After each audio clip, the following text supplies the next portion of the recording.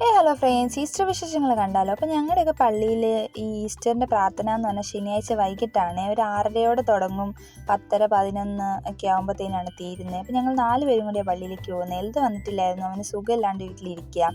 അപ്പോൾ ഞങ്ങൾ 4 പേരും കൂടി പള്ളിയിലേക്ക് പോയി. ഞങ്ങളൊരു 6:30 തന്നെ എത്തിയായിരുന്നു. അതുകൊണ്ട് തന്നെ കുറച്ച് പേരൊക്കെ വന്നിട്ടുണ്ടായിരുന്നുള്ളൂ. ഞങ്ങൾ പുറത്താണ് ഇരിക്കുന്നത്, ഈ കുഞ്ഞിനുള്ളത് കൊണ്ട്. അപ്പോൾ അതുകൊണ്ടാണ് ഇപ്പോൾ കസേരയൊക്കെ ഇങ്ങനെ ഒഴിഞ്ഞു കിടക്കുന്നത്. കുറച്ച് കഴിയുമ്പോഴത്തേനും കസേരയൊക്കെ ഫുള്ളായിരുന്നു.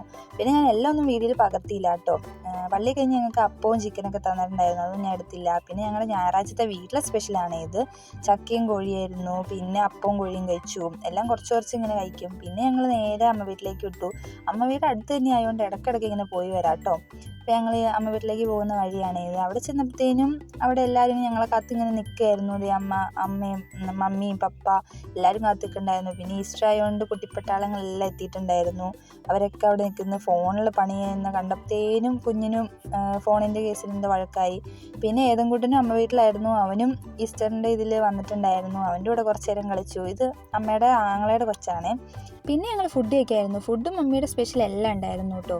ബീഫും ചിക്കനും പിടിയും അപ്പവും ചോറും മീൻകറിയും എല്ലാം ഉണ്ടായിരുന്നു കേട്ടോ. മോരുകൂട്ടാനൊക്കെ ഉണ്ടായിരുന്നു. എല്ലാം കൂട്ടി ഒരു പിടി പിടിച്ച്.